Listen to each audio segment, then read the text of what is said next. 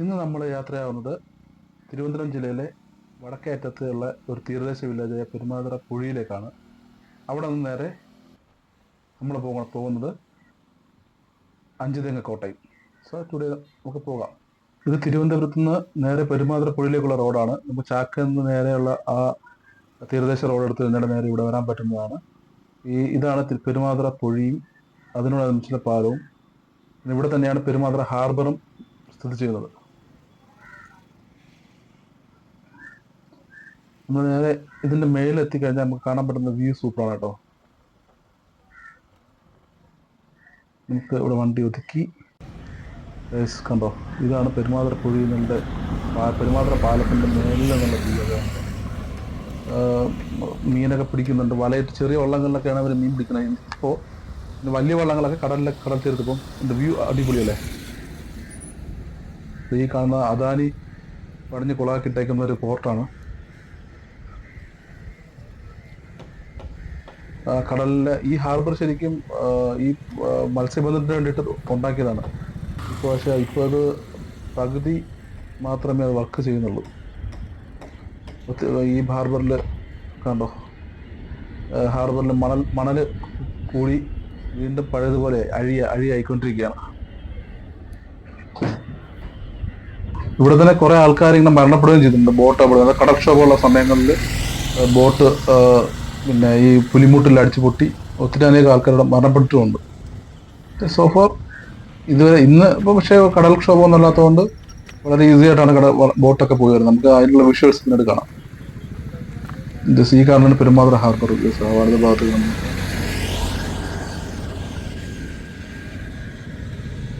Super അല്ലേ? നമുക്ക് ഫോട്ടോഷൂട്ടൊക്കെ ചെയ്യാനൊക്കെ അടിപൊളിയാണ് ഇതിൻ്റെ അരികത്തൊക്കെ.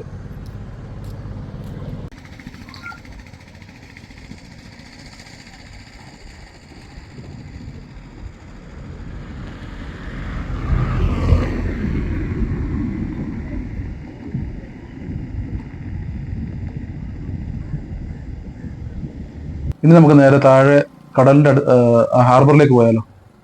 വണ്ടി എടുത്ത് നേരെ ഇറങ്ങി ഈ പാലം കഴിഞ്ഞ് ഇറങ്ങിയ ഉടനെ ഇടതുവശത്തേക്ക് ചെറിയൊരു തിരിവുണ്ട്. ആ തിരിഞ്ഞ് കയറി നമ്മൾ നേരെ അങ്ങോട്ട് പോവാം.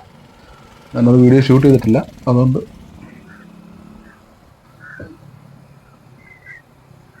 കാറിലൊക്കെ വരുവാണെങ്കിൽ ഈ പാലത്തിന്റെ താഴെ തന്നെ കാർ പാർക്കിംഗ് ഉണ്ട്. അവിടെ വണ്ടി ഒതുക്കിയിട്ട് നിങ്ങൾക്ക് ബീച്ചിലൊക്കെ പോയിരുന്ന് കാറ്റൊക്കെ ഉള്ള സൗകര്യം ഇവിടെ ഒരുക്കിയിട്ടുണ്ട്. വളരെ വളരെ നല്ലൊരു ബീച്ചാണ്. ഈവനിങ് സമയങ്ങളിലൊക്കെ നമുക്ക് വന്നിരുന്ന് കാറ്റ് കൊള്ളാനും പിന്നെ ഫോട്ടോഷൂട്ടൊക്കെ എടുക്കാനും പറ്റിയൊരു സ്ഥലം തന്നെയാണ് ഈ പെരുമാതുറ ഹാർബറും അതിന്റെ പരിസര പ്രദേശങ്ങളും. പിന്നെ ഇവിടെ നിങ്ങൾക്ക് ചൂണ്ടയിട്ട് മീൻ പിടിക്കാൻ താല്പര്യം ഉണ്ടെങ്കിൽ ചൂണ്ടയിട്ട് വന്നു കഴിഞ്ഞാൽ നമുക്ക് പാലത്തിന്റെ അടിയിലും പിന്നെ പുലിമുട്ടൊക്കെ ഇട്ടേക്കുന്ന സ്ഥലത്തൊക്കെ വന്നിട്ട് മീൻ പിടിക്കാൻ പറ്റും. ചൂണ്ടയിട്ട് മീൻ പിടിക്കാൻ പറ്റും. ഇങ്ങനെ കുറെ ആൾക്കാർക്ക് ഇവിടെ ഡെയിലിയൊക്കെ വന്ന് മീൻ പിടിക്കുന്നുണ്ട്.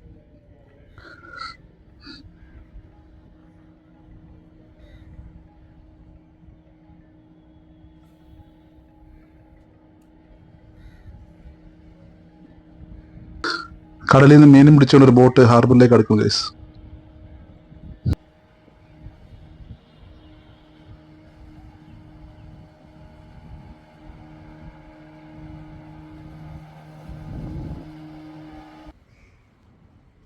വൈകുന്നേരം വരുവാണെങ്കിൽ ഇതിന്റെ മേളിൽ കയറി നിന്നിട്ട് ഈ ഫോട്ടോസ് ഒക്കെ എടുക്കാൻ അടിപൊളി കേട്ടോ. സൂപ്പർ വ്യൂ ആണ്. പിന്നെ ഇവിടെ അതിന്റെ സൺസെറ്റ് അടിപൊളിയായിട്ട് കാണാൻ പറ്റും.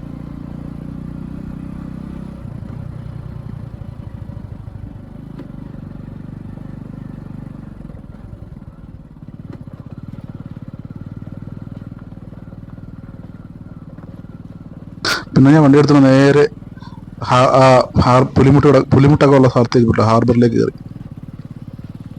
അവിടെ ചെന്ന വ്യൂ കാണിച്ചിട്ടുണ്ട്. സൂപ്പറാണ് പോയി.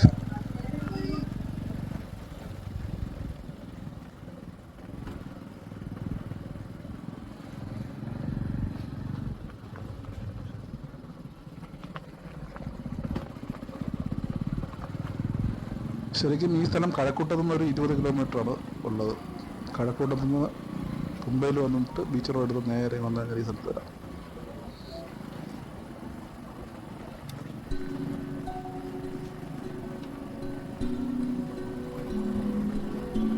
വാനം പെയ്തിടവേ നീയും പെയ്തതിനാൽ മോഹം താവിടുമേ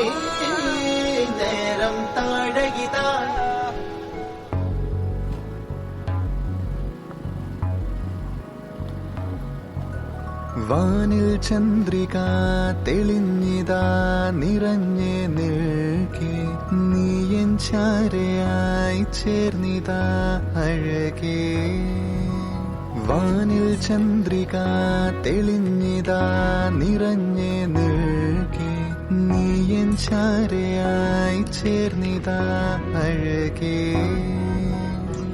तू चुरा गई दिल की धड़कन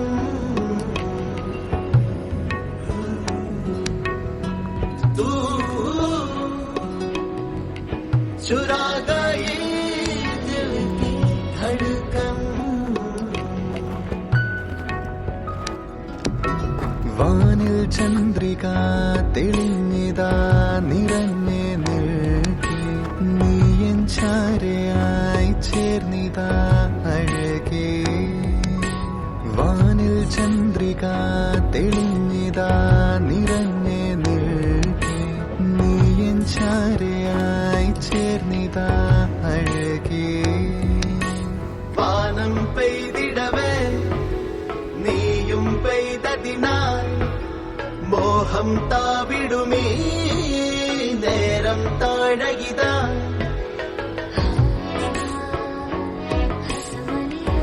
ഇതാണ് ഗൈസ് ആ പുലിമുട്ടൊക്കെ ഉള്ള ശരിക്കും ഹാർബറിന്റെ സൈഡിൽ നിന്നുള്ള വ്യൂ ആണ് ഗൈസ്. സൂപ്പർ അല്ലേ? ഇത് കാണുന്നത് ശരിക്കും നിങ്ങൾ ഉച്ചയ്ക്കൊന്നും വരരുത്. ഇവിടെ ഉച്ചയ്ക്ക് വന്ന് നല്ല ചൂടാണ്. സോ വൈകുന്നേരം ഒരു 3 മണിയൊക്കെ കഴിഞ്ഞ ശേഷം വരിക. അപ്പോഴത്തേക്ക് സൺസെറ്റ് ഒക്കെ കണ്ടു പോകാൻ അടിപൊളി സ്ഥലമാണ്.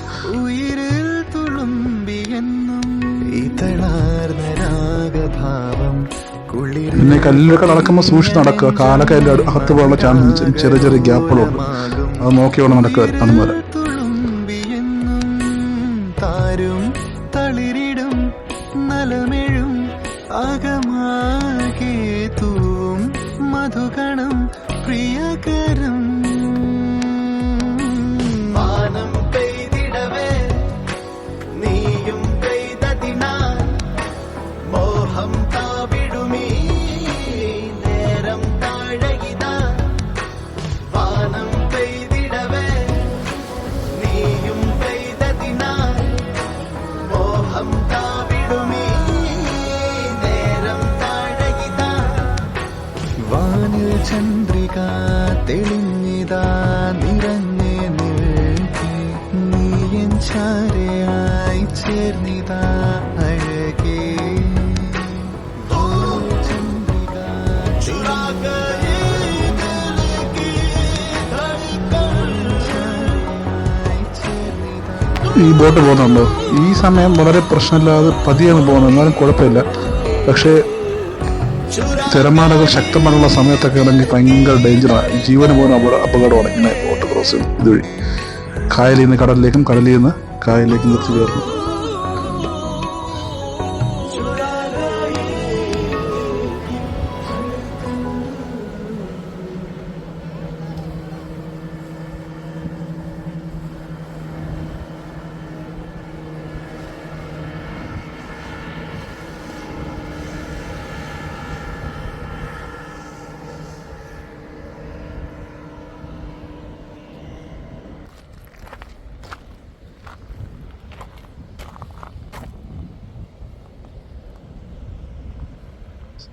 Guys, ഇത് കണ്ടോ? ഇതാണ് ഒരു ബോട്ട് തകർന്ന് നടക്കുന്നുണ്ടോ? കഴിഞ്ഞപ്പോഴും കടൽക്ഷോഭ സമയത്ത് ഇതുപോലെ കരയിലേക്ക് വന്നൊരു ബോട്ട് തിരമാലയപ്പെട്ട് പുലിമുട്ടിലടിച്ച് പൊട്ടിയിട്ട് കിടക്കുന്നതാണ്.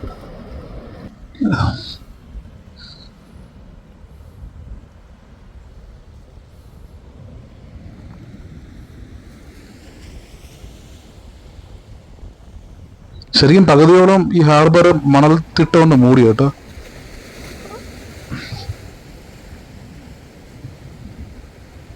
ബാക്കി പകുതി ഭാഗത്തൂടെയാണ് അവർ ഈ മത്സ്യബന്ധന വള്ളങ്ങളെല്ലാം കൊണ്ട് അങ്ങോട്ടും ഇങ്ങോട്ടും യാത്ര ചെയ്യുന്നത്.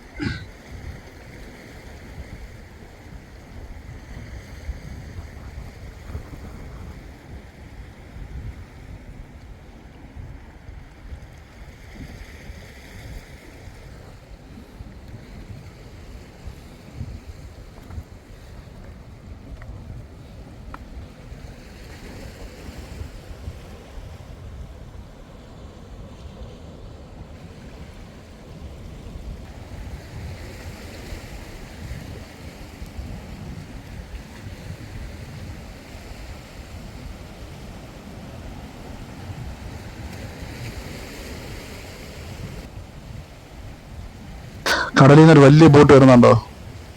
കടലിലെ പണിയൊക്കെ കഴിഞ്ഞിട്ട് അവർ വരുന്നതായിരിക്കും മീനും കൊണ്ട്. ശരിക്കും ഇത് വലിയ ബോട്ടാണ്, നേരത്തെ കണ്ടതിനേക്കാളും വലിയ ബോട്ട്.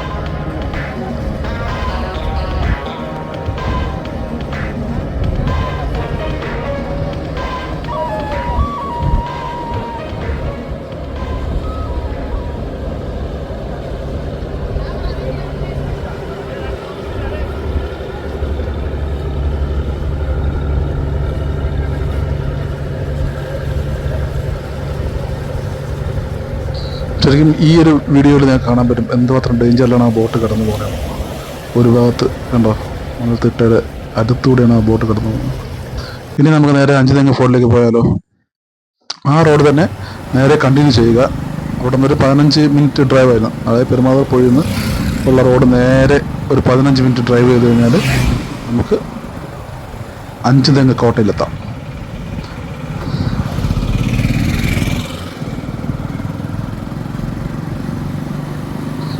ശരിക്കും നമ്മുടെ തീരദേശ മേഖലകളിലേക്കുള്ള ആൾക്കാരുടെ വീടുകളൊക്കെ വളരെ നല്ലതാണല്ലേ. മറ്റുള്ള സംസ്ഥാനങ്ങളെ അപേക്ഷിച്ച് അടിസ്ഥാന സൗകര്യം വളരെ മെച്ചപ്പെട്ടത് തന്നെയാണ് നമ്മുടെ നാട്ടിലെ തീരദേശ ഉള്ള വീടുകളുടെയും തീരദേശ പ്രദേശങ്ങളുടെയും.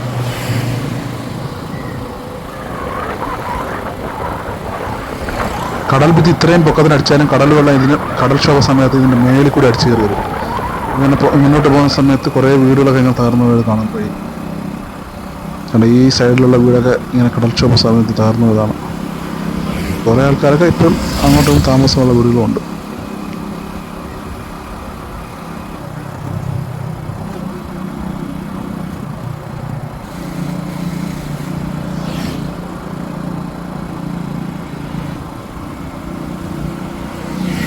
ഈ റോഡിൽ കൂടെ ശരിക്കും നമുക്ക് വർക്കല പോകാൻ പറ്റും. വർക്കല ക്ലിഫിലേക്കുള്ള ഒരു റോഡാണത്.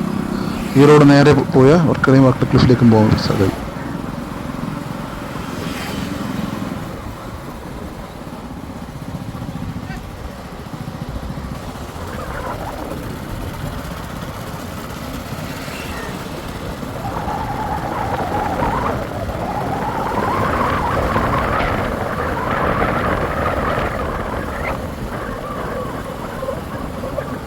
ഇതാണ് കേസ് അഞ്ചുതെങ്ങ് കോട്ട.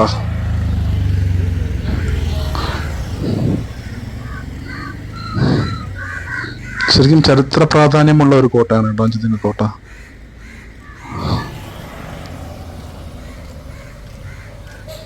നമ്മൾ വർക്കല പോകുന്ന സമയത്ത് അഞ്ചുതെങ്ങ് കോട്ടയുടെ സൈഡിലൂടെയുള്ള റോഡിലൂടെയാണ് പോകുന്നത്. ശരിക്കും അഞ്ചുതെങ്ങ് കോട്ട 1695 പണി കഴിപ്പിച്ചത്. ആറ്റിങ്ങൽ മഹാറാണി ബ്രിട്ടീഷുകാർക്ക് വ്യാപാര ആവശ്യത്തിന് വേണ്ടിയിട്ട് കൽപ്പിച്ചു നൽകിയ സ്ഥലത്താണ് അഞ്ചുതെങ്ങ് കോട്ട ബ്രിട്ടീഷുകാർ നിർമ്മിച്ചത്.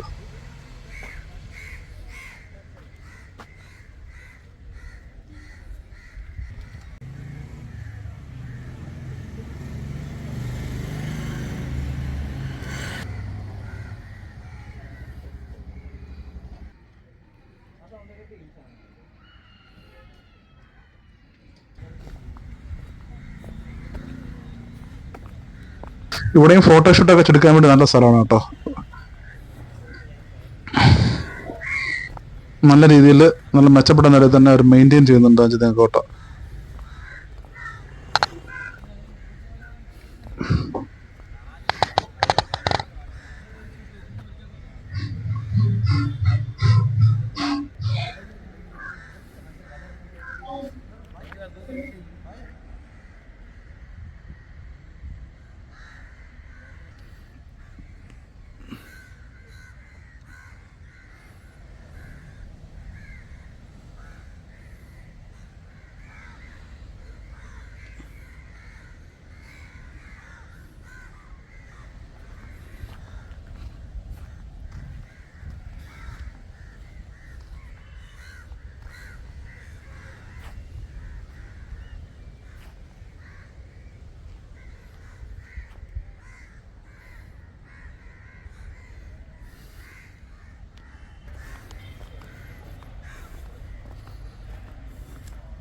ഇതിനകത്ത് കയറി കഴിഞ്ഞാൽ നമുക്കൊരു 10 മിനിറ്റ് കൊണ്ട് തന്നെ ഈ കോട്ട മൊത്തമായിട്ട് ചുറ്റിക്കറങ്ങി കാണാം. അധികം സമയമൊന്നും വേണ്ടിയില്ല. പക്ഷെ നമുക്ക് ഇരുന്ന് കാറ്റുള്ളാനാണെങ്കിലും പിന്നെ പറ്റിയ സമയം ഈവനിങ് ആണ്. ഉച്ച സമയത്തൊക്കെ നല്ല വെയിൽ കിട്ടും.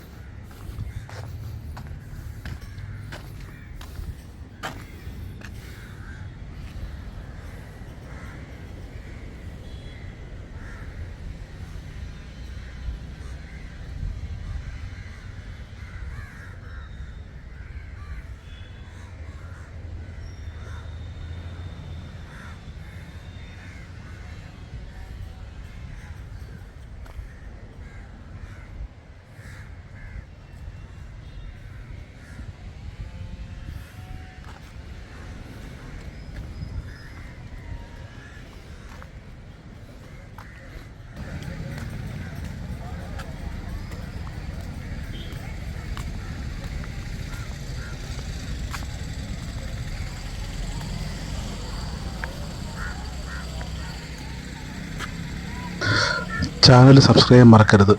ബെൽ ബട്ടൺ അമർത്തുക. പുതിയ വീഡിയോകൾക്കായിട്ട് കാത്തിരിക്കുക.